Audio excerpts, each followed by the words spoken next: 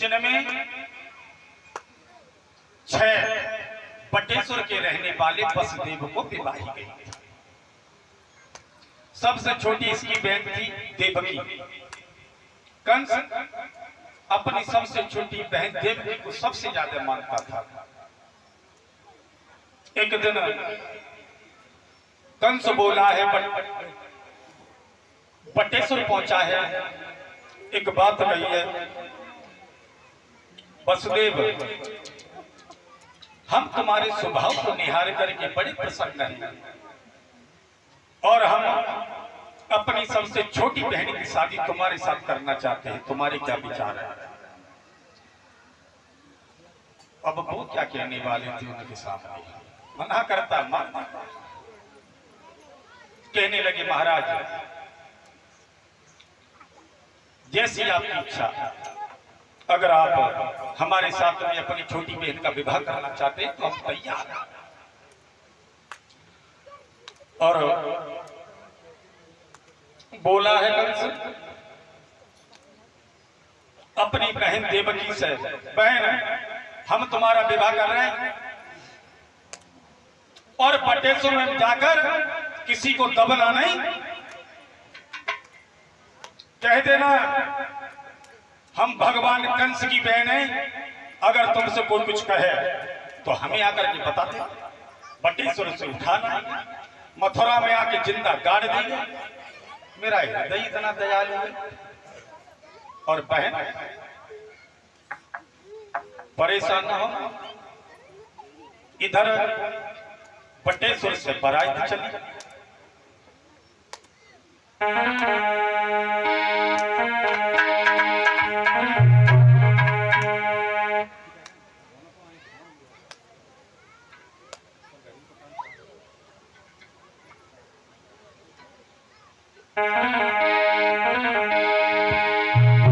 हंसी खुशी के साथ चली बारात मथुरा आई,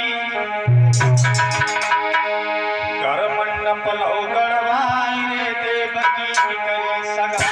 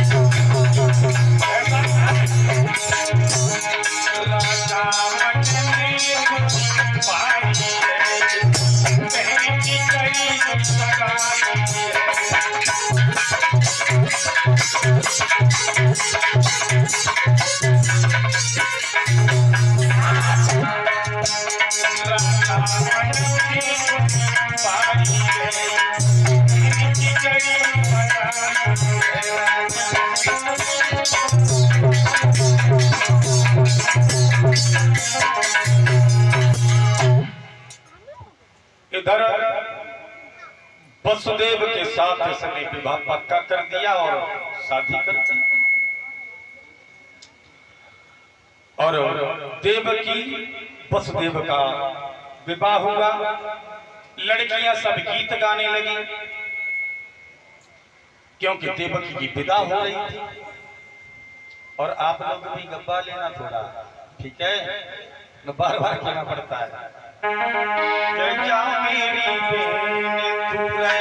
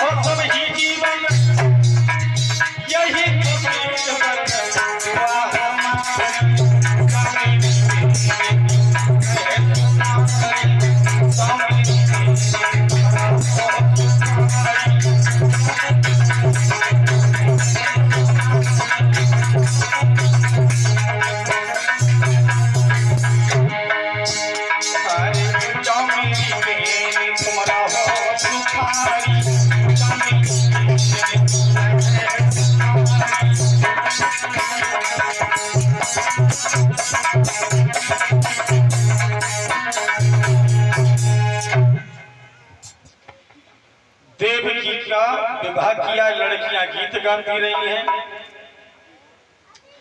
और इधर पालकी में बैठ करके देवकी चली है वसुदेव के साथ में। कंस सामने आ गया, कहने लगा बहन ऐसे पालकी में तुम कब तक पहुंचोगी बटेश्वर?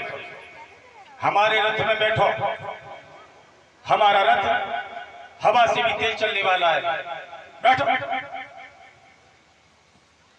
इधर देवकी को रथ में बिठा लिया, लेकर के चला है कंस। और हुआ क्या,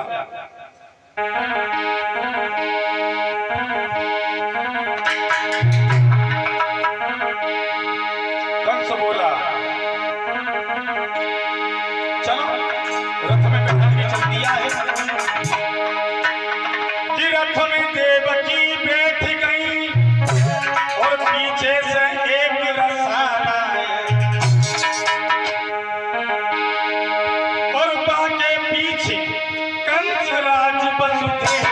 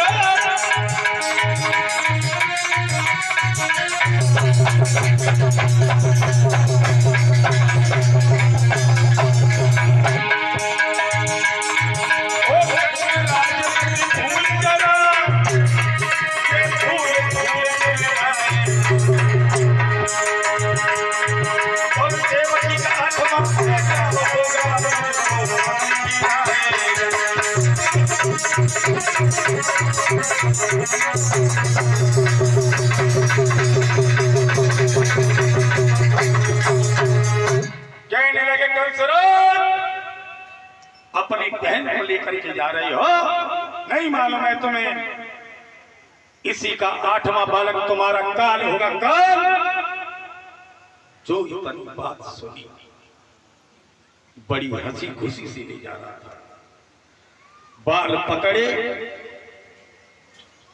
और रथ में से खींच लिया, मारने के लिए तैयार हो गया। और जैसे ही मारने के लिए तैयार हुआ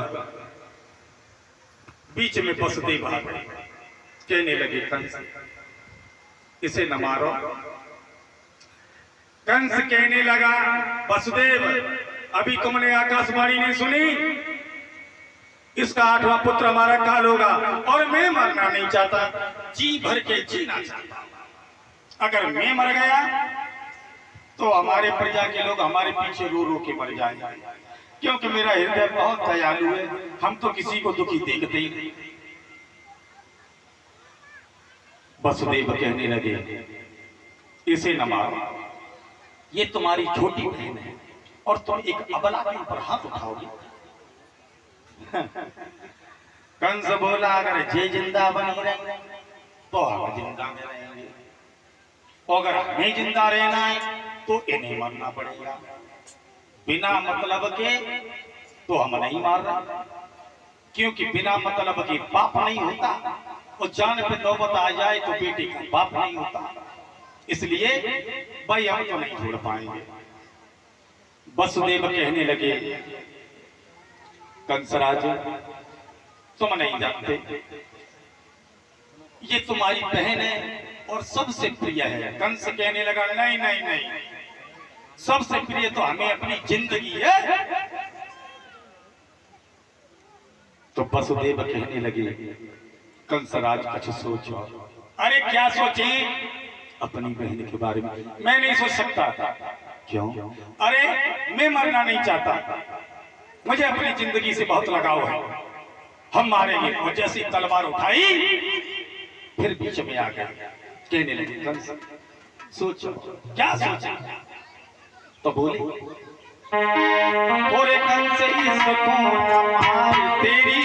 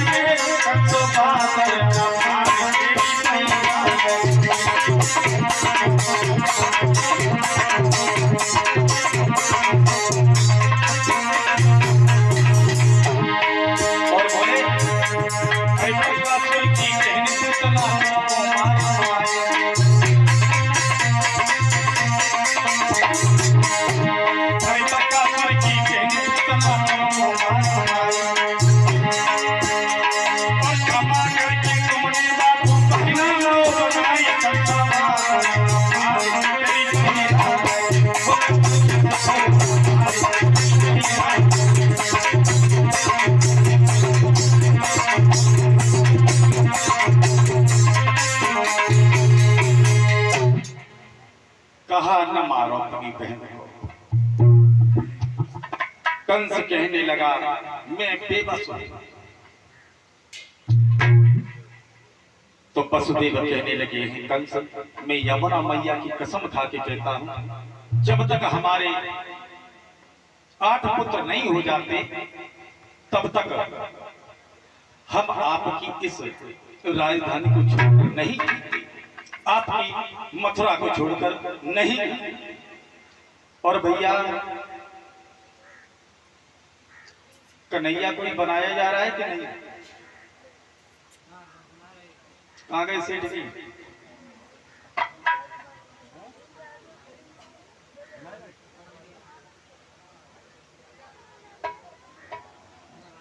ये ड्राइवर भैया हमारे पास आ जाए।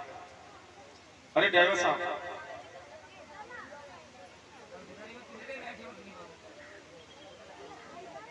ड्राइवर साहब, अरे बड़ी जगह सोई है।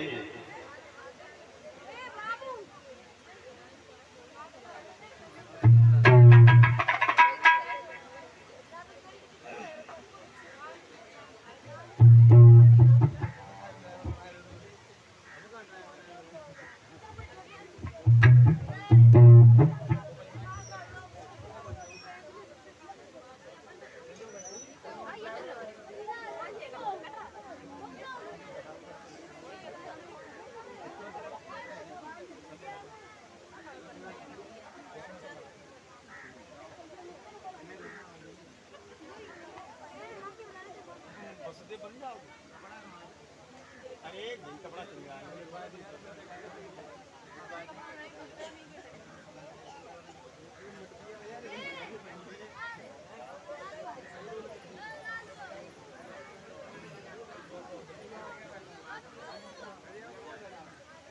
बना रहे हो काम?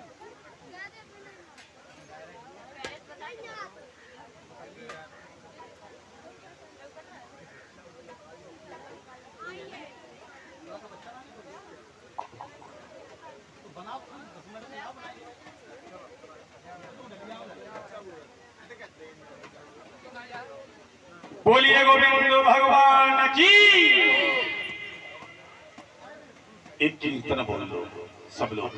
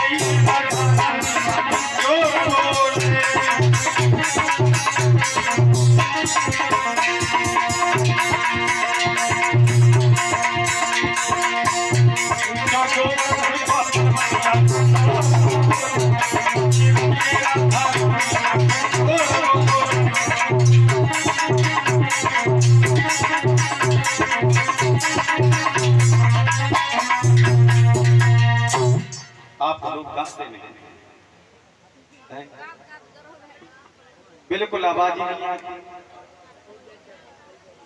देखो कीर्तन तो भूले जाते हैं, भगवान के कीर्तन नहीं बोलोगे तो फिर क्या बोलोगे? छज्जे ऊपर हाँ बाजरा ये बोलो। और हम तो भाई ऐसे गाते भी नहीं। अभी ये गीत चला था, कौन सा था लाला? भाभी गाँव। हाँ हाँ हाँ चल ऐसे भी नहीं गाते। हमारे पास केवल ऐसे ही भजन मिलेंगे भगवान। चलो गाओ एक कीर्तन।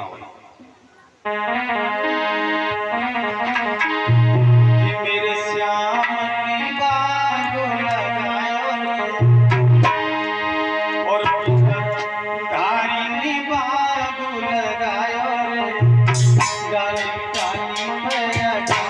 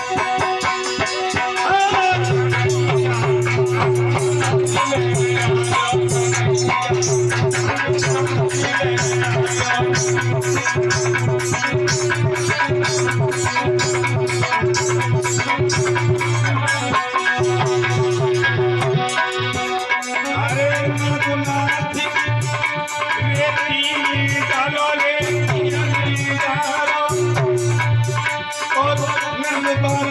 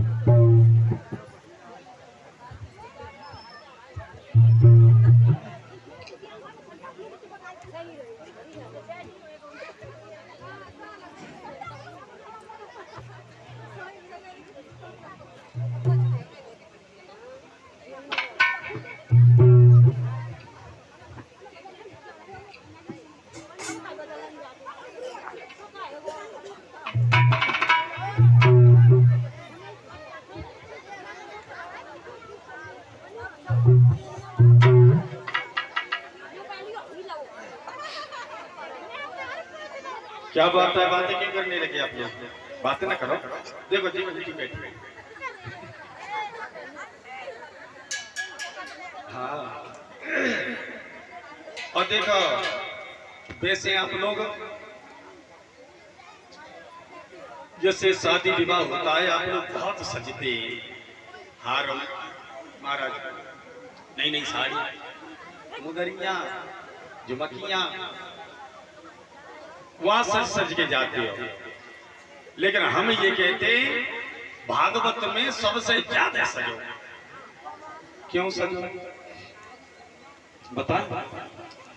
ये बैठे भगवान श्याम सुंदर, अगर एक नजर इनकी पड़ गई आपके ऊपर तो ये सोच लेना जिंदगी धन्य हो जाएगी। और जो बातें किसी और नहीं करती, हम बताएं क्या जी ये कुंडली तुमने कब बनावा? बस यही बात है और कोई बात नहीं है। हाँ और अब पे कुंडली में निगल रहा कि हमने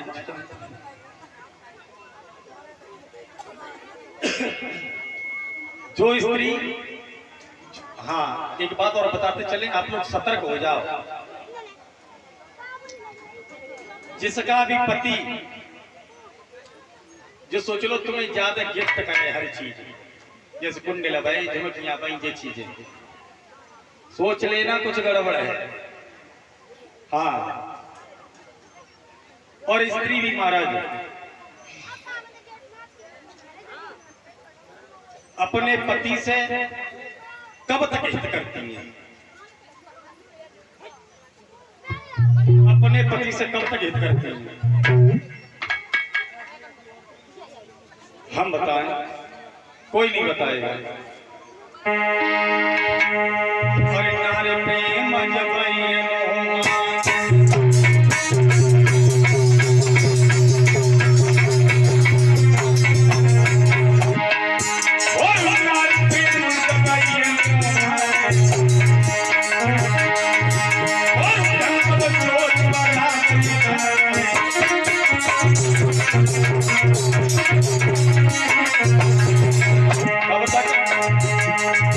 जब जब तक शरीर में शक्ति और जेब में पैसा, तुम बाहर जाओ पैसा कमाए के लाओ तो माँ चेहरे की तरफ देखी और बहू जेब लगाए देते।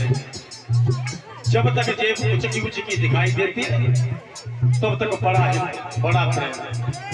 और कहती भी है तुम्हें कभी मालूम है बिंदी जी के यहाँ कितने बढ़िया कुंडल है और हमारे कुछ और वो स्त्री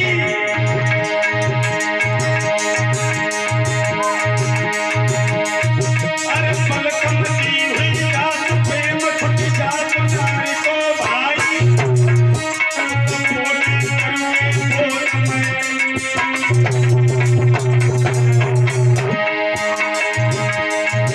अरे पलकम की हुई रात प्रेम छुट जात नारी को भाई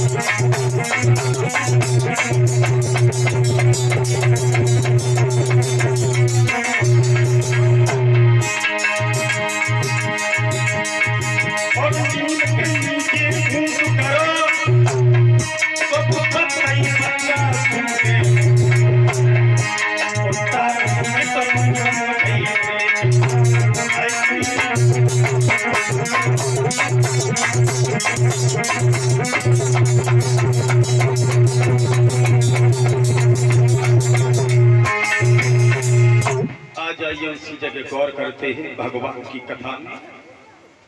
महाराज कथा कहाँ चल रही थी? परीक्षित महाराज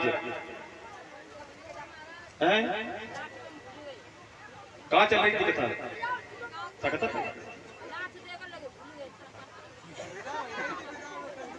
चलो कोई बात नहीं, हम बता देते।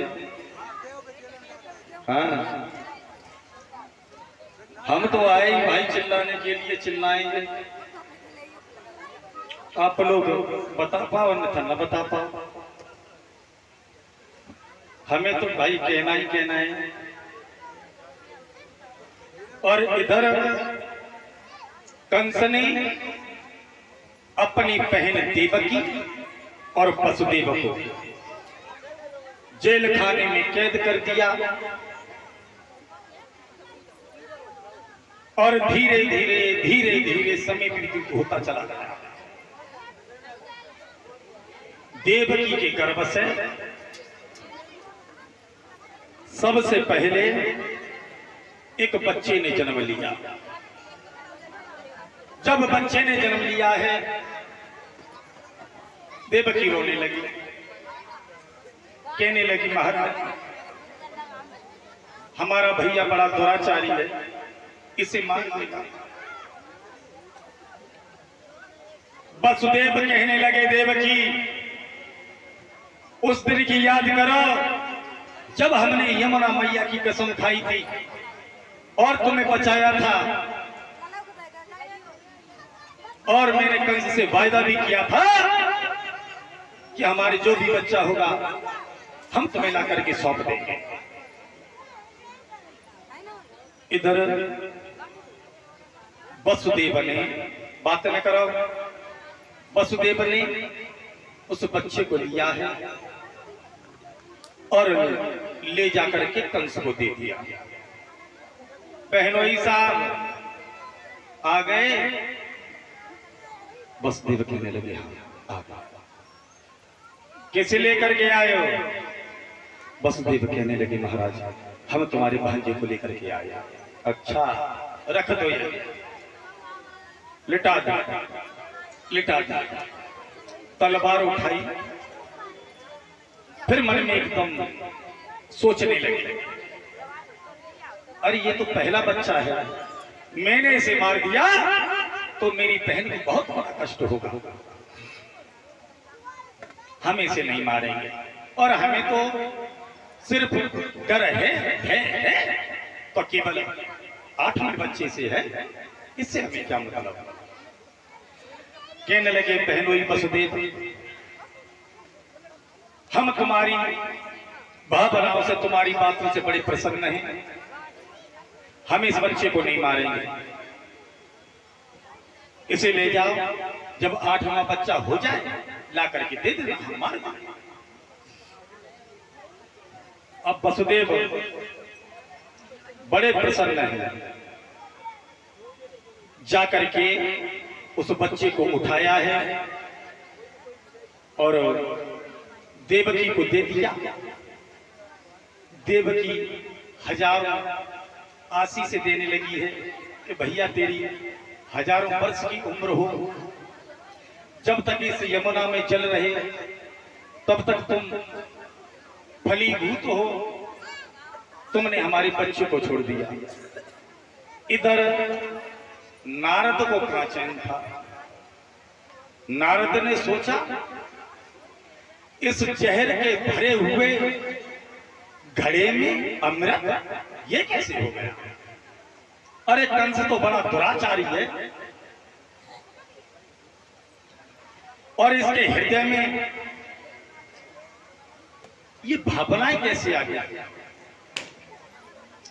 क्योंकि जहर का काम होता है मारने का और अमृत का काम होता है जीवित करने का। वसुदेव वो नारद तुरंत ही चले वहां से पहुंच गए कंस के पास में।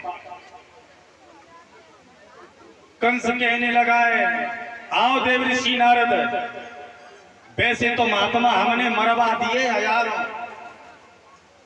और जो बचे वो कैद खाने में कैद करवा दिए, लेकिन पता नहीं तुमसे हमारा कैसा हृदय मिला हुआ है, पेट मिला हुआ है कि तुमसे कुछ कह ही नहीं पाते। नारद कहने लगे, महाराज हम तो सिर्फ आपके बारे में भला सोचते हैं, तभी तो छोड़ देते हैं तुम्हें। हाँ, नहीं तो हमने सब महात्मा खत्म करवा दिया। नारद कहने लगे, कंसराज जब मैं पहले आता था तब तुम्हारे चेहरे पर बहुत तीव्र तेज रहता था, लेकिन अब तुम एकदम कुमलाते हुए चले जा रहे हैं। मालूम पड़ता है तुम्हारे शरीर में शक्ति खत्म हो गई है। क्या बात है? कहने लगे, महाराज हमारी बहन देवकी का 8वां पुत्र हमारे लिए काल है, देवताओं ने भविष्यवाणी की है, तो भाई मरने से हमें बड़ा डर लगता है, मरना तो हम चाहते ही नहीं, जी भाई के जीना चाहते हैं। कहने लगे, कंसराज कोई पुत्र हुआ? कहा हुआ। मार दिया? नहीं। नारद कहने लगे, कंसराज हमें ये मालूम पड़ता है कि तुम्हारी मौत शीघ्र है। कही कंस गद्दी से उछल पड़ा,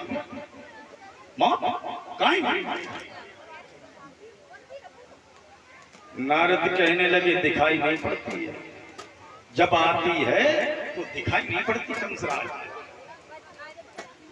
तुम्हें नहीं मालूम है देवताओं ने क्या कहा है? 8वां पुत्र। तुम्हें बातों में बहका दिया है देवताओं ने। क्या पता जिस पुत्र को तुमने छोड़ा है वही 8वां हुआ। ये पंखुड़ी लो, इस कमल की फूल में 8 ही पंखुड़ी हैं। पहले नंबर से गिनो। कंस ने गिना 1 2 3 4 5 6 7 8, फिर लास्ट वाली जो पंखुड़ी थी उससे गिनवाया, उससे भी 8, फिर 20 से गिनवाया, उससे भी 8। और नारद बोले हैं, महाराज कंस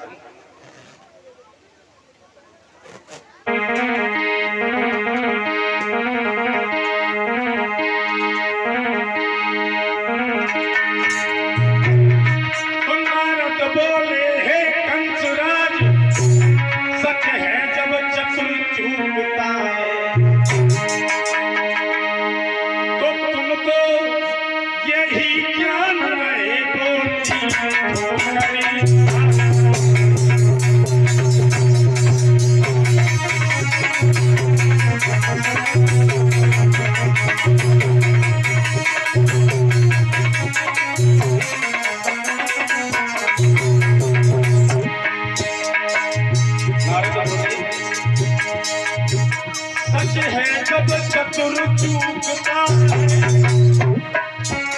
तो तीन ठोकरी खाता है। वो कंसराज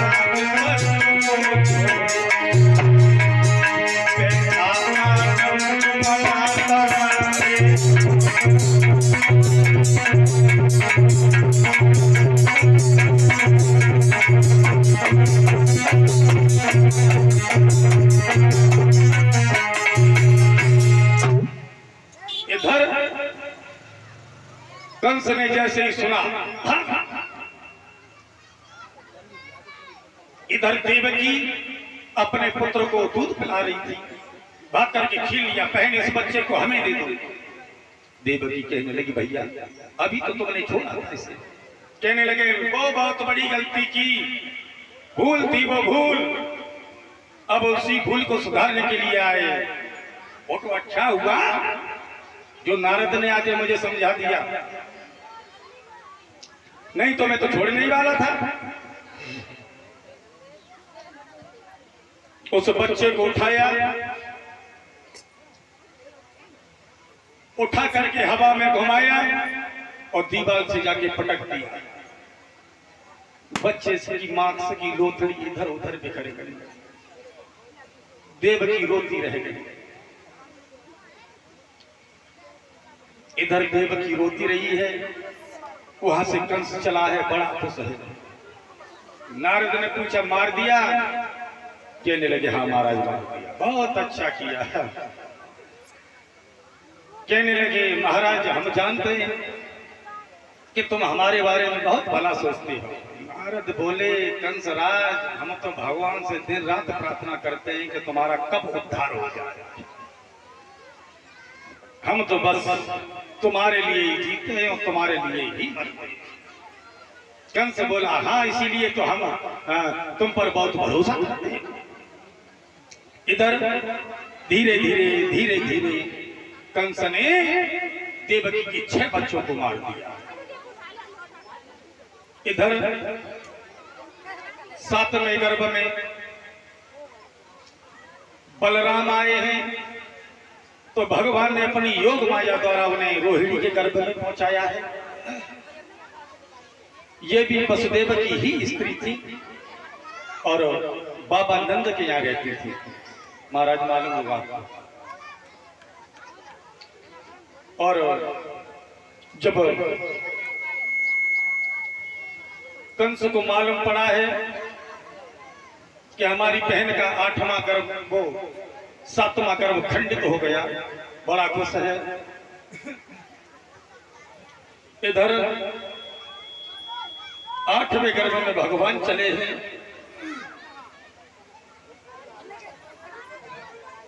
तो कंस ने इन बच्चों को शांत करो भाई, इन बच्चों को शांत कर दो। 8वें गर्भ में भगवान कन्हैया चले हैं मथुरा की जेल खाने में।